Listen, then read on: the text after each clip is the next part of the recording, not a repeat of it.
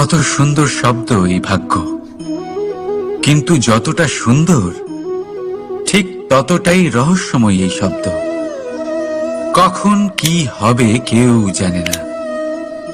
লোকে বলে যে ভাগ্যে যা লেখা আছে তার চেয়ে বেশি কিছুই পাওয়া যায় না, তার চেয়ে কমও কিছুই পাওয়া যায় না। নিয়তির যা রচনা তা কখনো মোছা যায় না। কিন্তু কেউ এইটা বোঝে না যে নিয়তি আপনার কর্মের দ্বারা বদলায়। যদি আপনি শুভ চিন্তা করেন, শুভ কর্ম করেন, তাহলে নিয়তি আপনার সাথে খারাপ কিছু হতেই দেবে না। কখনো আকাশে পাখিদের দেখুন, তারা কখনো ভাগ্যের উপর নির্ভরশীল হয় না। যতই ঝড় আসুক, যতই তীব্র হাওয়া দিক, ঘুরতে থাকে, একটা জিনিস জড়ো করে নিজের সৌভাগ্য, নিজের বাসা নিজেই তৈরি করে। নিজের সন্তানের জন্ম দেয়, তাকে লালন পালন করে, নিজেই তাকে উড়তে শেখায়, কখনোই ভাগ্যের উপরে নির্ভরশীল হয় না সে। এই বিষয়টা আমাদেরও শিখতে হবে। তাই মনে রাখবেন, আপনার ভাগ্য নিয়তির লিখন নয়। আপনার ভাগ্য তাই যেটা আপনি দিনের পর দিন আপনি নিজেই লেখেন। কিছু নিজে পরিশ্রম করে, কিছু নিজের ভাবনার জোরে। রাধা রাধা। মানুষের স্বভাব হলো যে সে সবসময় নিজে বলতে চায়, কারুর কথা শুনতে চায় না। কিন্তু তার এই স্বভাব তাকে এক বিশাল বড় জ্ঞানের থেকে দূরে সরিয়ে রাখে, সামনের মানুষের ব্যক্তিত্বের জ্ঞানের থেকে দূরে। তাই যদি আপনি কাউকে চিনতে চান, কাউকে বুঝতে চান, তাকে থামাবেন না, শুধু বলতে দিন। কারণ একজন ব্যক্তির ব্যক্তিত্ব লুকিয়ে থাকে তার কথার মধ্যে, আর তার আসল পরিচয় লুকিয়ে থাকে তার শব্দের পেছনে। বলতে দিন, আস্তে আস্তে আপনি সব বুঝতে পারবেন। এটাই তফাৎ হলো একজন সাধারণ মানব আর একজন মহামানবের মধ্যে। এক যে কাউকে বলতে দেয় না, আর এক যে সবার কথা শুনে। তাহলে সিদ্ধান্ত আপনার, আপনি কি সাধারণ হতে চান না অসাধারণ? কারণ এই ভবিষ্যৎ আপনার। রাধা রাধা। ভাগ্য আর কর্ম, এই দুই এমন শব্দ যাকে ঘিরে সমগ্র সংসার। কেউ বলে আমার ভাগ্যে এটা ছিল না, যা পেলে আমার জীবন অন্যরকম হতো। কেউ বলে আমার গত জন্মের কর্ম নিশ্চয়ই এমন ছিল, যে কারণে এই জন্মে এরকম ভাগ্য পেয়েছি আমি। এসব বাদ দিন আর একবার শান্ত চিত্তে ভাবুন। আপনি বুঝতে পারবেন যে ভাগ্য আর কর্ম এই দুই এই জন্মের। তফাৎ শুধুমাত্র এটাই যে যদি ভাগ্যের কথা বলা হয়, তাহলে আপনি এই ভাগ্যের থেকে যত বেশি আশা করবেন তত বেশি নিরাশ হবেন আপনি। কারণ এই আশা আপনাকে কর্ম করা থেকে আটকায়। যদি কথা বলা হয় কর্মের, তাহলে নিজের কর্মের প্রতি যত বিশ্বাস রাখবেন তত বেশি সফলতা আপনার কাছে আসবে। তাই একটা কথা মনে রাখবেন, ভাগ্য আপনার কর্ম নির্ধারণ করে না, কিন্তু আপনার কর্ম আপনার ভাগ্যকে অবশ্যই নির্ধারণ করে। রাধা রাধা। এই সংসারে আলোর উৎস কি? সূর্য। এই সংসারে মিষ্টি জলের উৎস কি? নদী। মগ্ন থাকুন আর আসুন আমার সাথে ভালোবেসে বলুন রাধা রাধা। বন্ধু আর শত্রু, প্রত্যেকের জীবনের একটা বড় অংশ এর উপরে নির্ভরশীল হয়ে থাকে। আপনার জীবনে সফলতা আর অসফলতাও এর উপরে নির্ভরশীল। কিন্তু এই বন্ধু এবং শত্রুদের খুঁজে পাওয়ার জন্য আপনাদের বাইরে যাওয়ার প্রয়োজন নেই, কারণ এরা স্বয়ং আপনার ভেতরেই আছে। আপনি যদি বিনম্র থাকেন, যদি আপনি নিরন্তর প্রয়াস করতে পারেন, তাহলে আপনার কোনো বন্ধুর প্রয়োজন নেই। যদি আপনার মধ্যে অহংকার থাকে, যদি প্রতি কথায় আপনার মধ্যে ক্রোধ উৎপন্ন হয়, তাহলে আপনার শত্রুর কোনো প্রয়োজনই নেই। নিজের অন্তরের এই বন্ধু ও শত্রুকে চিনুন, আর আমার সাথে ভালোবেসে বলুন, রাধা রাধা। একে চিনতে পারলেন? একে কুঠার বলা হয়। আপনারা জীবনে কোথাও না কোথাও কোনো না কোনো রূপে এটা দেখেই থাকবেন। একটা ব্যাপার নিশ্চিত, এই কুঠার ছাড়া কোনো বৃক্ষকে কাটতে পারা সরল নয়। এবার আপনি কখনো এটা ভেবেছেন, এই কুঠার, এর এই অংশ, এর মুখটাই যদি না থাকে তাহলে কি হবে? এ শুধুমাত্র কোনো বৃক্ষই নয়, তার কোনো ডালও কাটতে সক্ষম হবে না। এবারে ভাবুন, এই শুকনো কাঠের হাতল এ আমরা কোত্থেকে পেলাম? কোনো এক বৃক্ষ থেকেই। সেই ডাল যাকে কেটে ফেলা হয়েছিল এক বৃক্ষকে কাটার জন্য, এই ডালই শস্ত্ররূপে প্রস্তুত। আমাদের জীবনে আমাদের প্রিয়জন, আমাদের আপনজন যখন সময় কখনো কখনো তাদের সঙ্গ না দেয়, যদি তারা দৈন্য দশায় থাকেন, তাহলে তাদের সঙ্গ কখনো ছাড়বেন না। ওনাদের প্রয়োজন শুধুমাত্র মনোবল। তা তাদের দিন। তাদের সাহায্য করা আপনার কর্তব্য। হয়তো তাদের সাথে থেকে আপনার কোনো লাভ হবে না, কিন্তু তাদের দূরে থাকাতে আপনার ক্ষতি অবশ্যই হতে পারে। সর্বদা সাহায্য করুন। সঠিক সময় আসলে তা আপনার সহায়ক অবশ্যই হবে। রাধা রাধা। আমাদের মধ্যে বেশিরভাগ মানুষেরই এই অভিযোগ থাকে যে মানুষ তখনই আমাদের স্মরণ করেন যখন সেই সময় আসে যখন আমাদেরকে প্রয়োজন হয়, যখন কোনো কাজ থাকে। যখনই এই সময় পেরিয়ে যায়, তাদের কার্যসিদ্ধি হয়ে যায়, তারা আমাদের থেকে দূরে চলে যান, ভুলে যান আমাদের। এবার এই বিষয়ে ভেবে খারাপ অবশ্যই লাগে। এই পরিস্থিতিকেই অন্য এক দৃষ্টিভঙ্গি দিয়ে দেখার চেষ্টা করুন। মনে রাখবেন, মানুষ প্রদীপের সন্ধান তখনই করেন যখন তার জীবনে অন্ধকার থাকে। আপনি প্রসন্ন হয়ে উঠুন, কারণ আপনার কাছে সেই সুযোগ আছে যে কারোর জীবনে প্রকাশের কিরণ আনতে পারছেন, কাউকে সঠিক পথ দেখাতে পারছেন, কারোর সহযোগিতা করতে পারছেন, এই পুণ্য অর্জন করতে পারছেন। কারোর থেকে কোনো আশা রাখার দরকার নেই। যার আপনাকে যতটা প্রয়োজন তাকে ততটাই সাহায্য করুন, ততটাই সবাইকে প্রেম বিতরণ করুন। আর এই প্রেমের ভাব নিয়েই আমার সাথে বলুন, রাধা রাধা। এটা সেই নৌকার প্রতিরূপ যা আমাদের নদী পার করায়। এবার বিষয়টা একটু ভেবে দেখুন। সেই বিশাল নৌকা যা আমাদের নদী পার করায়, সেটার নির্মাণ নদীতে নয়, ডাঙায় হয়। আর যদি আমরা এটাকে নদী অবধি পৌঁছতে চাই, তাহলে আমাদের দরকার পড়ে কোনো গরুর গাড়ির অথবা ঘোড়ার গাড়ির। তার সাহায্যে একে বহন করা হয়। এবার পথে যদি কোনো জলধারা আসে, কোনো নদী আসে, আর সেটাকে পার করতে হয়, তাহলে তখন সেই নৌকার ওপরে গাড়ি রাখা হয়, তারপর তাকে পার করা হয়। অর্থাৎ এই যাত্রা দুজনের সংযোগ ছাড়া সম্পূর্ণ হতেই পারবে না। সেই জন্যই এই প্রবাদ আছে, কখনো নৌকা তো কখনো গাড়ি। আমাদের সম্পর্কের মধ্যে অতি আবশ্যক, আমাদের সম্পর্কের মধ্যে অত্যন্ত গুরুত্বপূর্ণ হল সংযোগ। সবসময় একসাথে চলা, সংযোগ স্থাপন করা। সবসময় সুখী থাকবেন। রাধা রাধা। পুস্তক, পুস্তক থেকে আমরা কি না শিখতে পারি। জ্ঞান হোক, বিজ্ঞান হোক, ইতিহাস হোক, সব শিখতে পারি।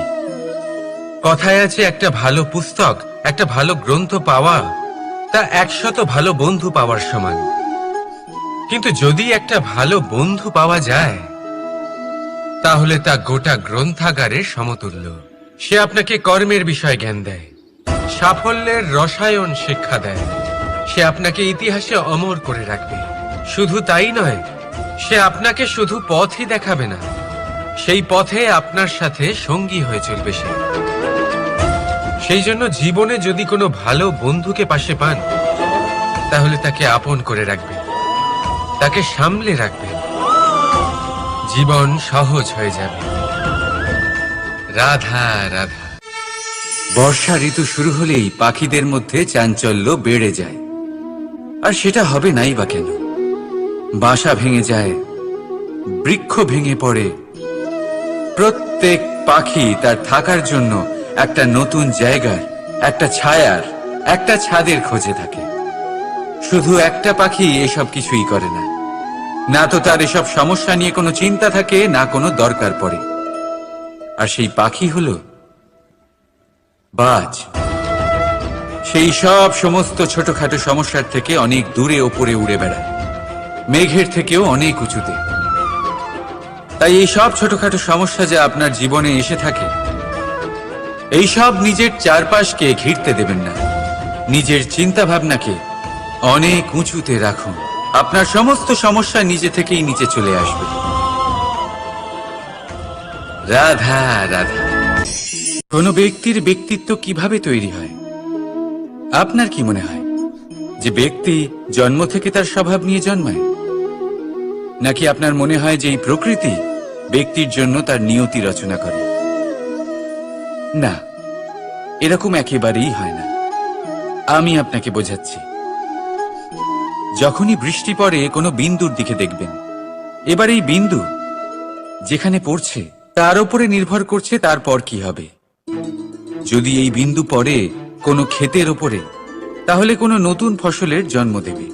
যদি সে গরম কড়াইতে পড়ে, তাহলে বাষ্পীত হবে। যদি সে কোনো সাপের মুখের ভেতরে পড়ে, তাহলে বিষ তৈরি হবে। ঝিনুকের ভেতরে পড়লে মুক্তো তৈরি হবে। যদি কোনো পাতার ওপরে পড়ে, তাহলে শিশির তৈরি হবে। একই বিন্দু, কিন্তু তার সঙ্গত তার ভবিষ্যৎ এবং ব্যক্তিত্ব নির্ধারণ করবে। এবার এটা তো শুধুমাত্র এক বিন্দু। তার কাজ হলো শুধুমাত্র পড়া। কোথায় সেটা সেও নির্ধারণ করতে পারে না। কিন্তু আপনি হলেন মানুষ। আপনি বাছাই করতে পারবেন যে আপনার সঙ্গী কারা হবে, কাদের সাথে আপনি মেলামেশা করে বড় হবেন।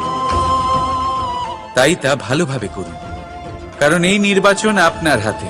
কারণ এই জীবন আপনার, ভবিষ্যৎ আপনার। এবার আপনি মহান হতে চান কি না, তার নির্ণয় আপনাকেই করতে হবে। আসুন আমার সাথে ভালোবেসে বলুন, রাধা রাধা। সূর্যের তাপ এতটাই প্রখর হয়, তা সমস্ত বনস্পতিকে শুষ্ক করে দেয়। পুকুর হোক, নদী হোক, সরোবর হোক, সমস্ত শুষ্ক হয়ে যায়। কিন্তু আপনি কখনো শুনেছেন সূর্যের তাপে সমুদ্র শুকিয়ে গেছে? এমন কখনোই হয় না।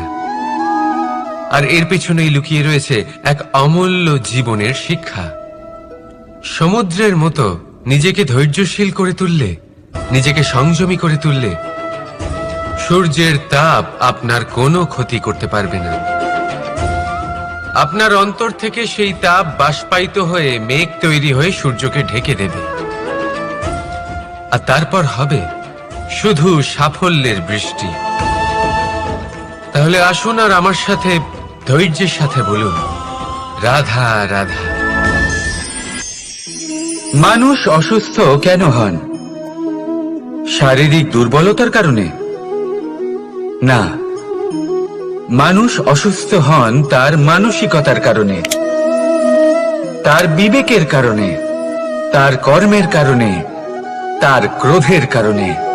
আর যখন কেউ সুস্থ হন, ঠিক হয়ে যান, তার মানে এটা নয় যে শুধু ওষুধের জন্য তিনি সুস্থ হয়েছেন। না, এটা কারোর তার প্রতি প্রেমের প্রভাব, বিশ্বাসের প্রভাব, সম্বলের প্রভাব। শুধুমাত্র ওষুধ দিয়ে কিছুই হয় না। যদি মনে প্রেম থাকে, বিবেক থাকে, বিশ্বাস থাকে, সম্বল থাকে, তবেই সেই ওষুধ কাজ করতে পারে। তাই মনে রাখবেন, এই জীবন হলো অত্যন্ত ছোট। মনে প্রেম ভাব রাখুন, মিত্রতা করুন, শত্রুতা নয়। ভালোবাসুন, বিদ্বেষ নয়। আর এই ভালোবাসার সাথেই বলুন, রাধা রাধা। মানুষ জীবনে সব সময় চিন্তা করে, ভাবতে থাকে যে তার জীবনে কতই না সমস্যা, তারপরে নিজের আশেপাশে দেখে আর ভাবে যে সবাই কত প্রসন্ন, শুধু আমার জীবনেই সমস্যা আছে। কিন্তু বিষয়টা তা নয়। শুধু প্রত্যেক ব্যক্তিরই নয়, প্রত্যেক প্রাণীরও জীবনে সমস্যা আছে। এবার মানুষ একটা পাখিকে দেখে এটাই ভাবে যে এদের জীবন কতটা সহজ। কোনো দেশেরই সীমারেখা এদের ওপর লাগু হয় না। কোথায় থাকবে সেই নিয়েও কোনো ভাবনা নেই। কত শান্তির জীবন এদের। তারপর সে একটা পিঁপড়েকে দেখে আর এটা ভাবে কি অসাধারণ, এদের তো সারা জীবনই মাটির উপরেই অতিবাহিত হয়, খাবারটাও মাটিতেই পেয়ে যায়। কি শান্তির জীবন এদের। কিন্তু যখন কোনো ঝড় আসে তখন সবার আগে সেই পাখির বাসাটাই ঝড়ে ভেঙে যায়। এই পাখি যে শাখাতেই গিয়ে বসে পড়ুক, তাদের উপর সবসময় সংকট থাকে যে ওপর থেকে কোনো বড় পাখি এসে তাদের উপর প্রহার না করে, তারা নিজেদের প্রাণ না হারায়। আর যদি কথা বলি পিঁপড়েকে নিয়ে, এদের উপর সবসময় সংকট থাকে যে কোনোভাবে বাতাস বা জল এদের ভাসিয়ে না নিয়ে যায়, কোনো প্রাণী ওকে পা দিয়ে পিষে না দেয়, এই পিঁপড়ে পিষ্ট হয়ে না মারা যায়। দেখুন, সমস্যা প্রত্যেকের জীবনে রয়েছে আর এই সমস্যা আসতেই থাকবে। এর অর্থ এটা নয় যে এই সমস্যার সম্মুখীনই হওয়া যায় না, এর সমাধানও সম্ভব নয়। প্রত্যেক সমস্যার সমাধান অবশ্যই আছে, শুধু শান্ত মনে সেটা খুঁজে বের করতে হবে। তাহলে সেটাই করুন, প্রত্যেক সমস্যার সমাধান করতে থাকুন। যত সমাধান করবেন জীবন আনন্দময় হয়ে উঠবে। যদি সমাধান না করেন তাহলে আজীবন দুঃখই পেতে থাকবেন। আসুন আমার সাথে ভালোবেসে বলুন, রাধা রাধা। কর্ম, ধর্ম আর কর্তব্য, এই তিনটি একে অপরের সাথে জড়িত। আর অনেক সময় এই তিনটি পালন করতে করতে আমাদের সেই ব্যক্তির সামনে গিয়ে দাঁড়াতে হয়, তার বিরুদ্ধেই যেতে হয়, যাকে আমরা সব থেকে বেশি ভালোবাসি। কিন্তু সেইখানে এই যুদ্ধ কোনো ব্যক্তিগত যুদ্ধ থাকে না, এ হলো কর্ম, ধর্ম আর কর্তব্যের যুদ্ধ। এটা সরল নয়, অত্যন্ত কঠিন হয় তার সম্মুখীন হওয়া যাকে আমরা সব থেকে বেশি সম্মান করি। কিন্তু আমাদের তো আমাদের ধর্মের পথে চলতেই হবে, কারণ আমরা কর্মবদ্ধ, কর্তব্যবদ্ধ, আর এটাই করা উচিত। শুধু এটুকু মনে রাখবেন, যদি আপনার উদ্দেশ্য শুভ হয়, আপনার ভাবনা শুভ হয়, আপনি যদি কর্ম, ধর্ম আর কর্তব্যের পথে অগ্রসর হন, তাহলে এই প্রক্রিয়াতে যদি আপনাকে আপনার আরাধ্যেরও সামনে দাঁড়াতে হয়, তাহলেও আপনার কোনো ক্ষতি হবে না। তাহলে আসুন আর আমার সাথে ভালোবেসে বলুন, রাধা রাধা। সাথী, সাথী এই শব্দটির ব্যাখ্যা কে কিভাবে করে? মিত্র, সখা, বন্ধু। কিন্তু অর্থ একটাই, তিনি যিনি আপনার সঙ্গী হন আর তিনি যার সাথী আপনি হন। এবার সব থেকে বড় প্রশ্ন হলো এটাই যে তিনি কে হতে পারেন যাকে আপনি আপনার সাথী বলে মেনে নিতে পারেন, নিজের সখা, নিজের মিত্র, নিজের বন্ধু মেনে নিতে পারেন। আপনার সাথী হলেন তিনি যিনি দুঃখের সময় আপনার পাশে থাকবেন, আপনার হাত ধরে থাকবেন। আপনার সাথী হলেন তিনি যার হাত আপনি নিজের সুখের দিনে ধরে থাকবেন।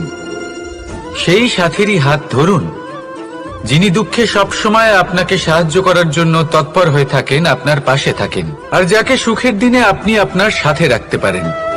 আর যখন আপনার সাথে আপনার এই সাথী থাকবে, তখন আপনি এটা বুঝবেন যে যখন জীবনে দুঃখ আসে তখন এই দুঃখ কমে যায়, সবার মধ্যে ভাগ হয়ে যায়। আর যদি তখন সুখ আসে তাহলে সেটা সবার উপস্থিতিতে আরো বেড়ে যায়। এটাই হলো প্রেম, এটাই হলো ভালোবাসা, এটাই হলো সঙ্গ, যেমন সম্পর্ক আমার আর রাধার মাঝে। তাহলে আসুন আর আমার সাথে ভালোবেসে বলুন, রাধা রাধা। মানুষ এক অত্যন্ত বিচিত্র প্রাণী, পরিকল্পনা করে, ষড়যন্ত্র করে, প্রচেষ্টা করে, কাউকে পরাজিত করার চেষ্টাও করে। সাপকে একটা দড়ি মনে করে হাতে চেপে ধরার চেষ্টা করে, কিন্তু একটা কথা বুঝতেই পারে না, সময়ের এই সাপ এটা হাতে চেপে ধরাই যায় না। আর আপনি যা করবেন তা আবার ফিরে আসবে আপনারই সামনে।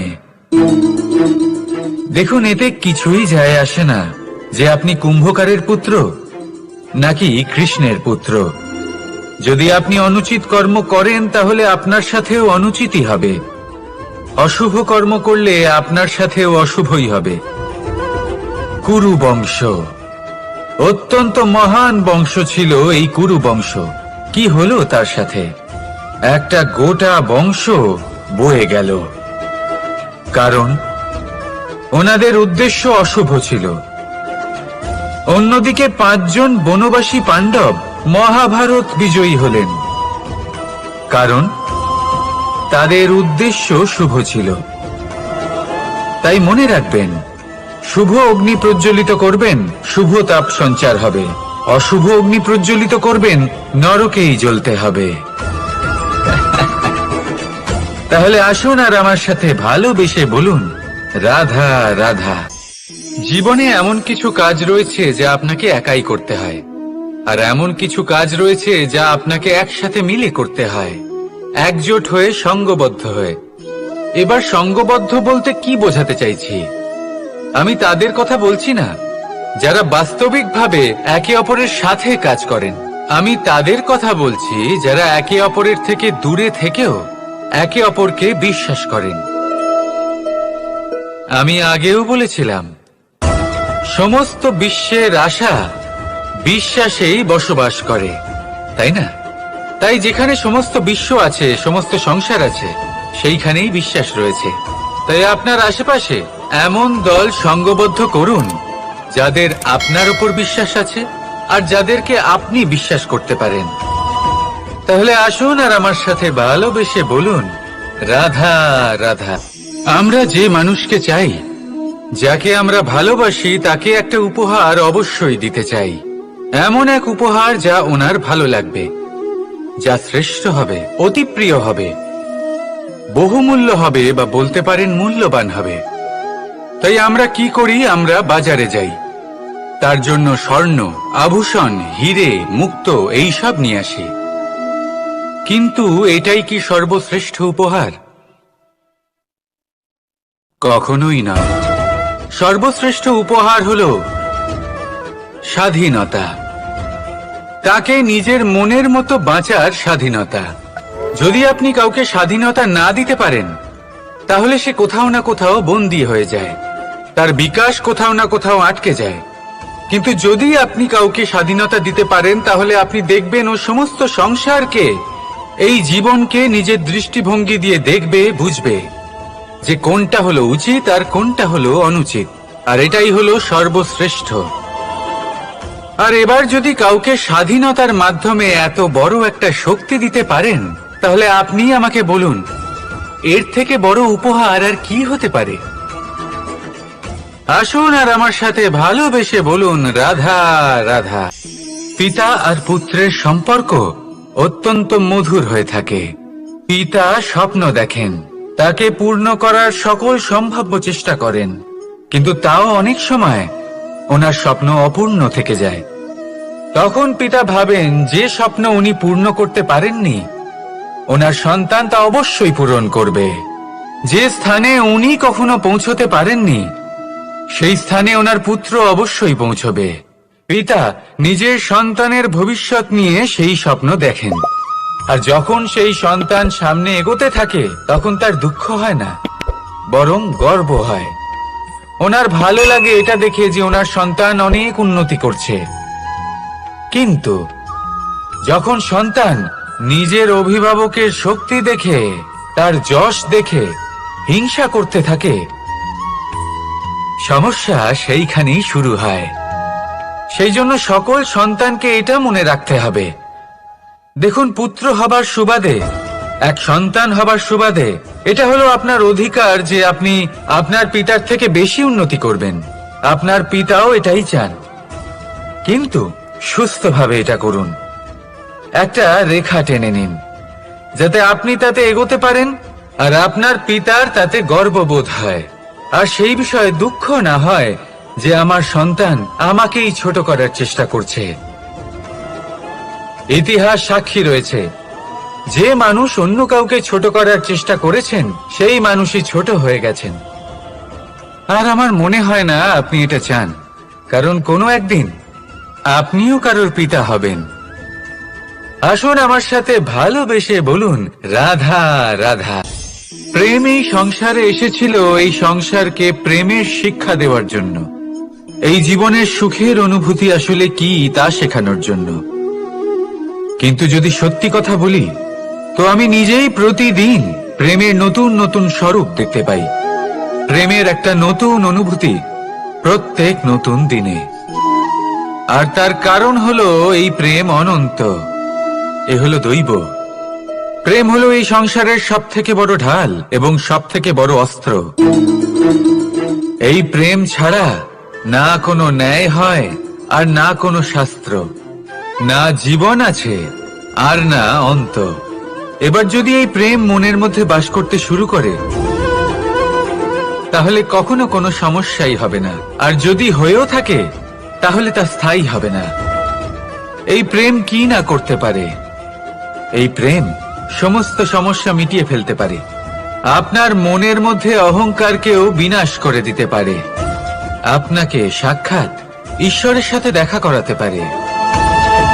তাই প্রেমের দ্বারা প্রয়াস করতে থাকুন, এই সংসারের প্রত্যেক মানুষকে, প্রত্যেক বস্তুকে, প্রত্যেক জীব জন্তুকে ভালোবাসবেন। আর এই প্রেমের দ্বারাই বলুন, রাধা রাধা। মানুষের জীবনে স্বচ্ছতার একটা আলাদা গুরুত্ব আছে। যদি আপনি নিজেকে স্বচ্ছ রাখেন, তাহলে আপনার নিজেরও ভালো লাগবে, সামনের ব্যক্তিরও ভালো লাগবে, একটা অন্যরকম প্রভাব পড়বে। কিন্তু একজন শ্রেষ্ঠ ব্যক্তি কিভাবে হয়ে ওঠা সম্ভব? যার মধ্যে গুণ আছে, শিক্ষা আছে, শুভ চেতনা আছে, যিনি সৎকর্ম করেন। কিভাবে হব সেই ব্যক্তি যার মধ্যে জ্ঞান আছে? শুধুমাত্র স্বচ্ছ থাকলে তো তা হওয়া সম্ভব নয়। প্রথমে আপনাকে বুঝতে হবে যে মানুষের মধ্যে চারটি মূল তত্ত্ব আছে। প্রথম হলো তার শরীর, যার দ্বারা উনি যে কোনো কর্ম করে থাকেন। দ্বিতীয় তত্ত্ব হলো তার মন, যার দ্বারা কোনো কর্ম করার জন্য সে নিজেকে প্রেরণা দিতে থাকে। তৃতীয় তত্ত্ব হলো বুদ্ধি, যে কর্ম আমরা করতে চাই, যে লক্ষ্যে আমরা পৌঁছতে চাই, সেটা আমরা কিভাবে কোন পথে করব সেটা স্থির করা যায় বুদ্ধি দিয়ে। আর চতুর্থ তত্ত্ব হলো আত্মা। আত্মা হলো এমন এক তত্ত্ব যার কোনো সমাপ্তি নেই। আত্মা হলো অজয়। কিন্তু এরও শুদ্ধিকরণের প্রয়োজন হয়। এই চারটি তত্ত্বের শুদ্ধিকরণ করতে থাকুন, এদের নির্মল রাখুন, শুদ্ধ রাখুন। এবং এটা কিভাবে হবে? শুভ চেতনা দ্বারা, জ্ঞানের দ্বারা, এবং সব থেকে বেশি গুরুত্বপূর্ণ প্রেমের দ্বারা। আসুন আমার সাথে ভালোবেসে বলুন, রাধা রাধা। মানুষ তার জীবনে শিক্ষা এবং প্রেম এই দুই লাভ করে তার মাতা, পিতা এবং গুরুর কাছ থেকে। কিন্তু মানুষ সব থেকে বেশি ভালোবাসে নিজের মাতাকে, কারণ মাতা খুব নির্মল চিত্তে ভালোবাসে, শান্ত মনে আমাদের অন্তরে শক্তির সঞ্চার করে থাকেন, আমাদের উৎসাহ দেন, বলশালী করে তোলেন। ব্যাপারটা কিন্তু এমন নয় যে আমরা নিজেদের বাবা বা গুরুকে ভালোবাসি না, তাদেরকেও আমরা অত্যন্ত ভালোবাসি, শুধু ওনাদের কঠোর ব্যবহার দেখলে আমরা একটু ভয় পেয়ে যাই। এবার ওনাদের এই কঠোর ব্যবহার আমাদের ভালো না লাগলেও অত্যন্ত আবশ্যক, কারণ মাতার থেকে আমরা যে শক্তি লাভ করি তা যেন নিয়ন্ত্রণ হারিয়ে বিধ্বংসী না হয়ে ওঠে, আমরা যেন কোনো কুপথে না চলে যাই, আমরা কখনো যেন দোষ না করে ফেলি। শুধু সেই জন্য পিতা এবং গুরু একটু কঠোর হয়ে ওঠেন, এবং ওনাদের এই কঠোর আচরণ ভবিষ্যতে গিয়ে আমরা অবশ্যই বুঝতে পারি। জীবনে কিছু বছর আমরা এগিয়ে যাই আর তারপর আমরা বুঝতে পারি যে বাবা এবং গুরু আমাদের যথেষ্ট ভালোবাসতেন, কিন্তু ওনাদের ভালোবাসার বহিঃপ্রকাশ আলাদা। প্রয়োজনীয় হলো এটা দেখার, এটা বোঝার যে শুরু থেকে আমাদের প্রতি ওনাদের আচরণ কেমন ছিল। ওনাদের কঠোর হওয়ার পেছনে ওনাদের ভালোবাসাটা বোঝার চেষ্টা করুন, ওনাদের চিন্তাটা বোঝার চেষ্টা করুন, ওনাদের পথপ্রদর্শনের আড়ালে আপনার ভবিষ্যতের জন্য যে পরিকল্পনা ওনারা করেছেন সেটা বোঝার চেষ্টা করুন। তখন আপনারা বুঝতে পারবেন ওনাদের ভালোবাসাকে। আপনার মনের মধ্যে আপনা থেকেই ওনাদের প্রতি সম্মান জেগে উঠবে। নিজের পিতা এবং নিজের গুরু এই দুজনের প্রতি কৃতজ্ঞতা প্রকাশ করুন আর আমার সাথে ভালোবেসে বলুন, রাধা রাধা। জীবন কিসের উপর নির্ভরশীল? ধনের ওপর, বৈভবের ওপর, নিঃশ্বাসের ওপর? না, এই জীবন নির্ভরশীল বিশ্বাসের ওপর। বিশ্বাস নিজের ওপর, বিশ্বাস আমাদের আপনজনের ওপর। কিন্তু যখন এই বিশ্বাস ভেঙে যায় তখন মানুষের মনও ভেঙে যায়, আর তারপর সে অন্য কিছু করতেই পারে না। তখন কি করা যেতে পারে? 3টে কাজ আছে যা আপনি করতে পারেন। প্রথম, ভালোবাসা। যাকে আপনি ভালোবাসেন, যারা আপনাকে ভালোবাসে, ভুল যারই হোক না কেন, তার কাছে ক্ষমা চাইতে কখনোই সংকোচ বোধ করবেন না। দ্বিতীয় হলো বিশ্বাস। যারা আপনাকে ভালোবাসেন, আপনাকে বিশ্বাস করেন, তাদের বিশ্বাস কখনো ভাঙবেন না। তৃতীয় হলো আশা। যারা আপনাকে ভালোবাসেন, আপনাকে বিশ্বাস করেন, তাদের আশা আপনার সাথে জড়িত। তাদের থেকে কখনো কিচ্ছু লুকোবেন না। এই 3টে কাজ করুন আর এই জীবন সুপ্রসন্ন হয়ে বলবে, রাধা রাধা। মানুষের জীবনে 2 ধরনের আবেগ থাকে যা চিরকাল তার সাথে বসবাস করে। প্রথম, স্বপ্ন। দ্বিতীয়, অজুহাত। মানুষ হাজার হাজার স্বপ্ন দেখতে পারে।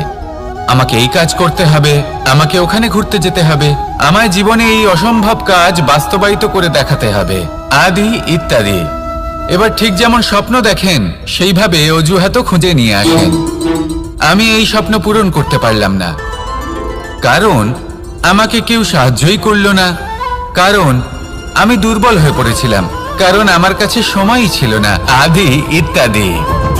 এবার সাফল্য এবং অসফলতার মাঝখানে এই ধরনের সংঘর্ষ হতে থাকে।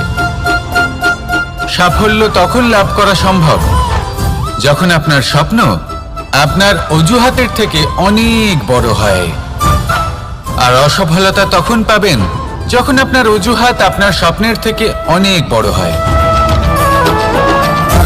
আপনি যদি সাফল্য লাভ করতে চান, তাহলে চেষ্টা করতে থাকুন, পরিশ্রম করুন। যদি অসফল হন, তাহলে ভয়ভীত হওয়ার কোনো প্রয়োজন নেই। নিজের ভুল বুঝুন, তাকে শুধরে নিন, আবার চেষ্টা করুন। কিন্তু যদি নিজের জীবনে অজুহাত নিয়ে আসেন, তখন স্বপ্ন কখনো পূরণ হবে না। আসুন আমার সাথে ভালোবেসে বলুন, রাধা রাধা। ভয়ের সাথে আমরা সবাই পরিচিত, কষ্ট আমরা সবাই পেয়েছি। কখনো কখনো আমরা অসুস্থ হয়ে পড়ি, আর এমন সময় হলে মাতার মমতা, কখনো বাবার স্নেহ, কখনো বন্ধুদের পাশে থাকার অনুভূতি আমাদের রোগ নিরাময়ে সাহায্য করে।